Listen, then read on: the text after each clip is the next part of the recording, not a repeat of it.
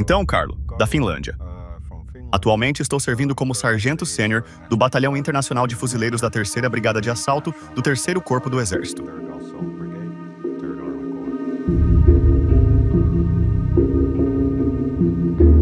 Україна! Україна! Свята мати героїв! Свята мати героїв!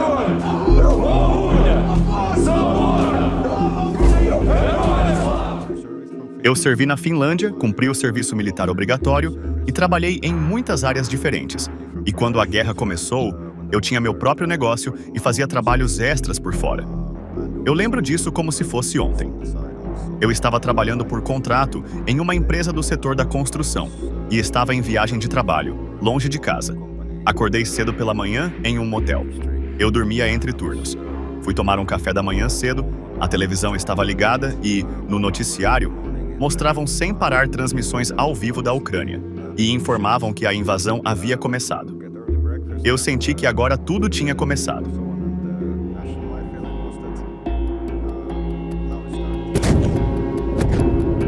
Guerra Sagrada.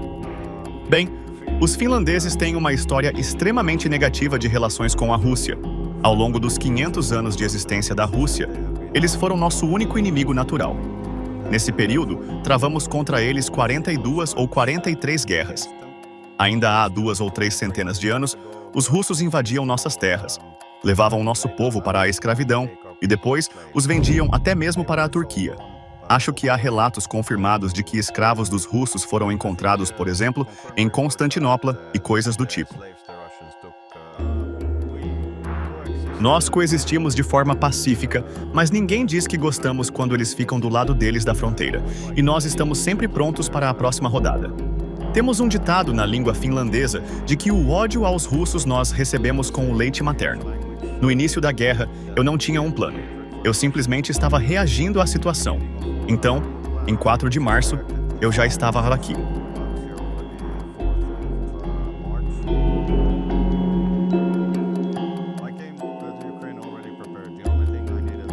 Eu cheguei à Ucrânia já preparado. A única coisa de que eu precisava eram carregadores, armas e munição. Eu tinha meus próprios rádios com visão noturna, colete balístico e capacete. Eu sou reservista da Finlândia, então já tinha passado por situações perigosas, cheias de adrenalina, mas esta é minha primeira guerra de verdade. Embora antes disso, eu tenha passado por muitos treinamentos.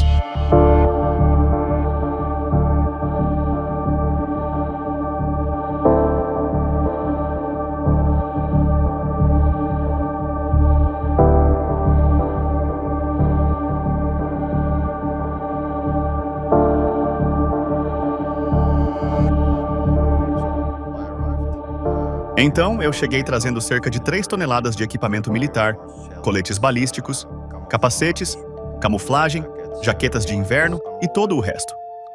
Depois de descarregar a carga, passei alguns dias em Kiev, tentando encontrar uma forma de ajudar uma unidade em formação. Depois, eu precisava levar meus compatriotas de volta para a Polônia. Mas, na noite anterior à partida, encontrei no refeitório da unidade um cara muito interessante da Zakarpátia, que me apresentou ao comando dele. Eles formaram um pelotão de reconhecimento do 1º Batalhão das Forças de Operações Especiais, Azov Kiev.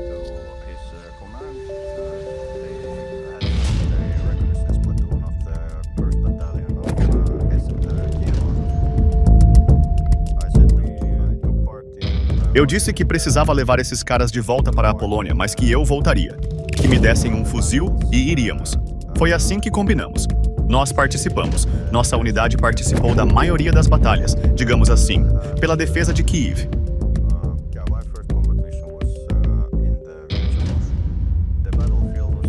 Sim, minha primeira missão de combate foi na vila de Moshchun. Naquela época, o campo de batalha era completamente diferente. Era uma guerra mais tradicional entre militares. Os drones eram, em sua maioria, os primeiros Mavics isolados, que simplesmente voavam ao redor, mas isso era bastante familiar e correspondia a todo o treinamento que eu havia recebido. Então consegui agir muito bem. As novas tecnologias e soluções comerciais prontas praticamente tomaram o campo de batalha. Então agora estão surgindo todo tipo de drones terrestres e aeronaves de asa fixa.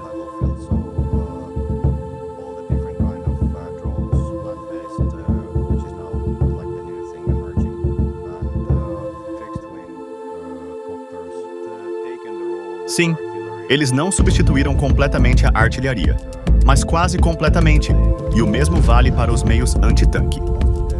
Assim, grande parte do trabalho antitanque é feita por drones FPV, enquanto, no início da guerra, todas as armas antitanque que os países ocidentais conseguiram fornecer desempenharam, de fato, um papel muito importante no campo de batalha nos combates de infantaria. Esta é a primeira guerra em grande escala em 80 anos. Eu diria que isso é uma evolução extrema. Talvez não uma revolução, mas é a mesma coisa que aconteceu na Primeira Guerra Mundial. No começo, havia cavalaria. E depois surgiram aviões, tanques, metralhadoras, gás, sim, tudo isso. O mesmo aconteceu na Segunda Guerra Mundial. Em 6 anos, passamos da cavalaria polonesa em 1939 às bombas atômicas em 1945. Outra grande mudança é que, nos primeiros 6 a 12 meses da guerra, do nosso lado estava lutando o exército profissional ucraniano que existia no início da guerra. E ele realmente fez um trabalho enorme, assim como dezenas de milhares de pessoas que, no início da guerra, entraram voluntariamente em batalhões voluntários ou se juntaram voluntariamente ao exército e foram distribuídas por diferentes unidades.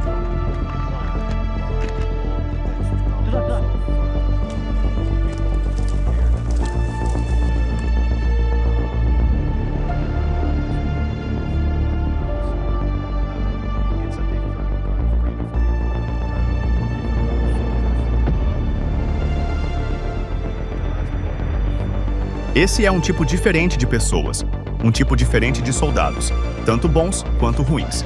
E do último trimestre de 2022 até hoje, o exército se expandiu várias vezes de ambos os lados. E agora, a maioria do efetivo que entrou nos últimos 2 anos é composta por pessoas sem treinamento militar prévio, mobilizadas da vida civil, e elas precisam de mais tempo e de um treinamento mais longo antes de poderem atuar de forma eficaz no campo de batalha. Mas uma das grandes vantagens relacionadas a isso é que todos eles trazem consigo experiência de vida adquirida em profissões civis. E eu diria que isso é um recurso mais valioso para o exército do que a diferença entre um soldado contratado e uma pessoa mobilizada.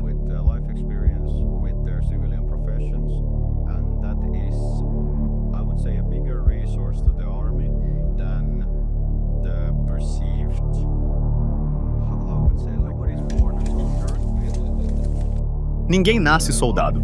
Você se torna um guerreiro e passa por treinamento para se tornar soldado, disciplina e assim por diante. Eu nem chamaria de soldado uma pessoa que não consegue pensar por conta própria, porque, para lutar, é preciso saber pensar, tomar decisões de forma independente. A batalha é uma situação extremamente dinâmica, não é xadrez, e não há pausa.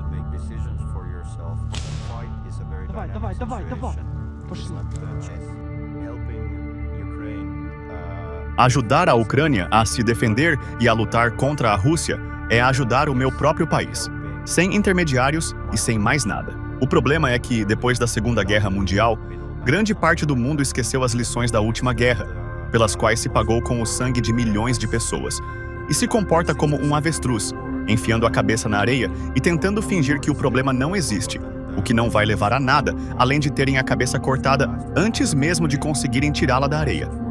Eles não entendem que, se a Ucrânia cair, eles serão os próximos, e sem a Ucrânia, eles estarão em sérios apuros. A maioria das sociedades ocidentais está tão enganada que as pessoas ficaram muito acomodadas. E quando hoje são perguntadas sobre a disposição de defender seus países, essa disposição é criticamente baixa.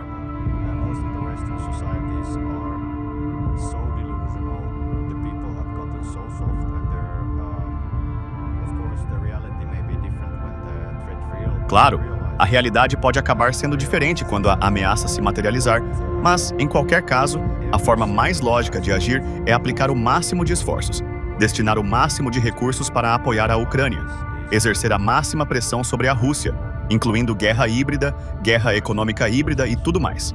Nada disso vai desaparecer.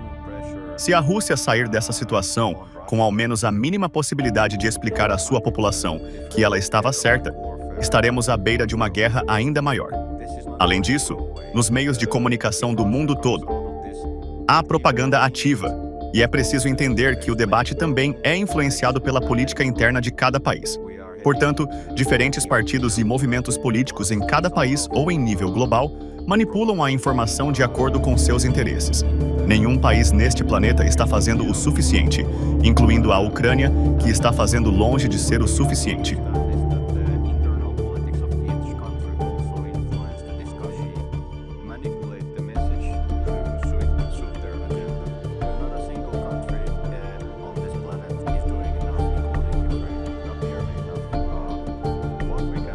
O que podemos fazer mais é parar de fingir e começar a dizer abertamente que a Rússia está enfrentando não apenas a Ucrânia, mas todo o mundo ocidental. E sim, mais dinheiro, mais equipamentos e, especialmente, parar de fazer negócios com a Rússia até que isso aconteça. Todos os discursos políticos são apenas palavras vazias, não significam nada, são bobagem. Sanções mais duras, sim, é isso, fazer muito mais. Vamos dar mais, mas, novamente, minha opinião é um pouco diferente. Minhas visões podem diferir das de muitas pessoas. Você pode dar um peixe a um homem, e ele ficará alimentado por um dia. Ou pode ensiná-lo a pescar, e ele alimentará a si mesmo e a sua família pelo resto da vida. Portanto, na minha opinião, é preciso apoiar a Ucrânia para que ela fique mais forte, crie uma base militar industrial mais poderosa e assim por diante.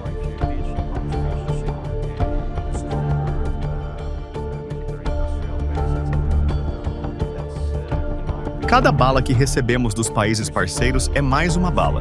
E nós, claro, devemos ser gratos por isso, porque a qualidade e a quantidade de armas e equipamentos que a Ucrânia recebe não são ruins.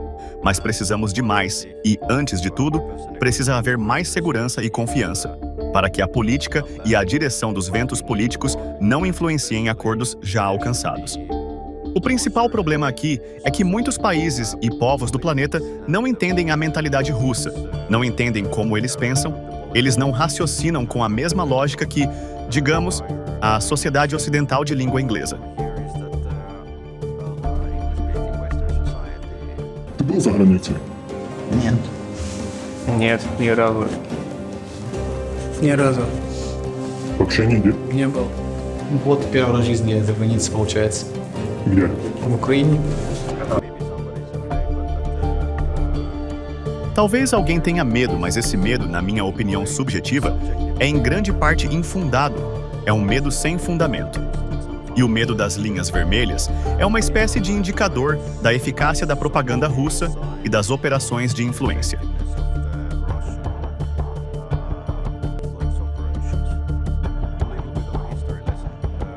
Um pouco de história. O exército russo, em grande parte, herdou sua cultura brutal da cultura prisional russa e soviética, porque, nos anos 40 e 50, se eu me lembro corretamente, depois da Segunda Guerra Mundial, muitos presos foram recrutados para o exército do pós-guerra, e com eles veio a cultura carcerária. E se as pessoas que hoje vão para a prisão na Rússia já nem sempre são os cidadãos mais morais e honestos, há 70 anos elas talvez fossem ainda mais brutais. Esse é o verdadeiro caráter deles. Todo o resto, eu não sei, ou é uma imagem embelezada, ou são alucinações.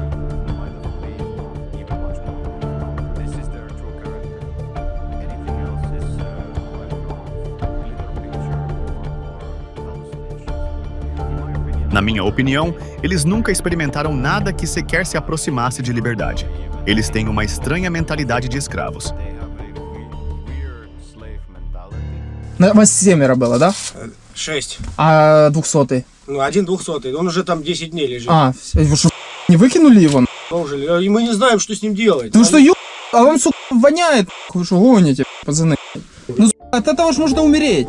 E essa mentalidade de escravidão os priva, em grande medida, de quaisquer valores reais e princípios morais. Sim, mas isso me deixa perplexo, porque eu não entendo o quão curta é a memória coletiva. Basta pegar, por exemplo, a Chechênia dos anos 1990 e 2000. E aqui não há nada de novo, simplesmente, se você viveu dentro de uma bolha, isso pode te chocar.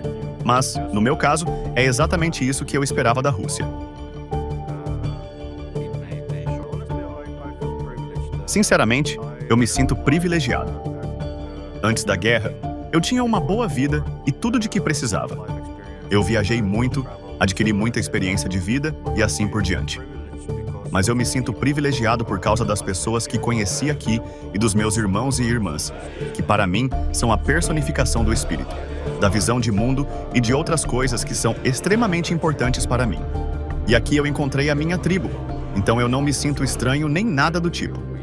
Eu, claro, me considero finlandês e me sinto finlandês, mas às vezes eu ouço dos meus irmãos comentários como: você já não é mais finlandês, você é ucraniano.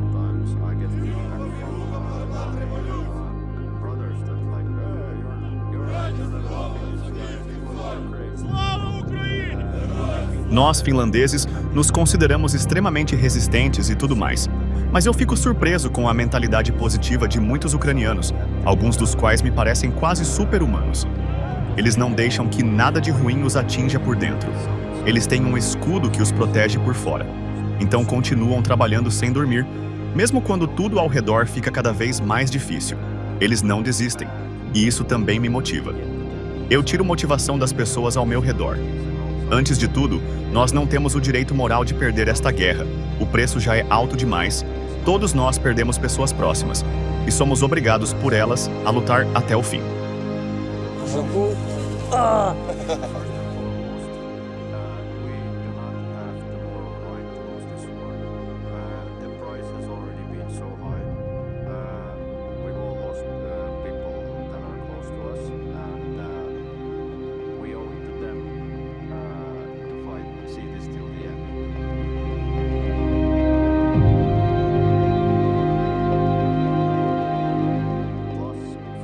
Além disso, do meu ponto de vista, o declínio da Rússia já começou.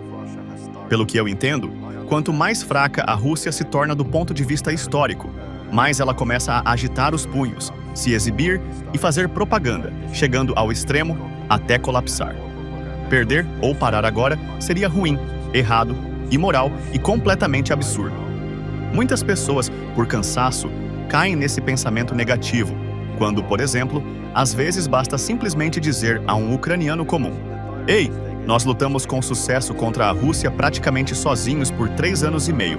Poucos países neste planeta conseguem fazer isso." E, na verdade, quando você tem com o que comparar e se lembra de como tudo era no início da guerra, 1 ano, 2, 3 e assim por diante, nós temos muito mais. A situação está ficando cada vez mais estável, de fato no âmbito militar. E todos os processos estão funcionando cada vez melhor, e não pior.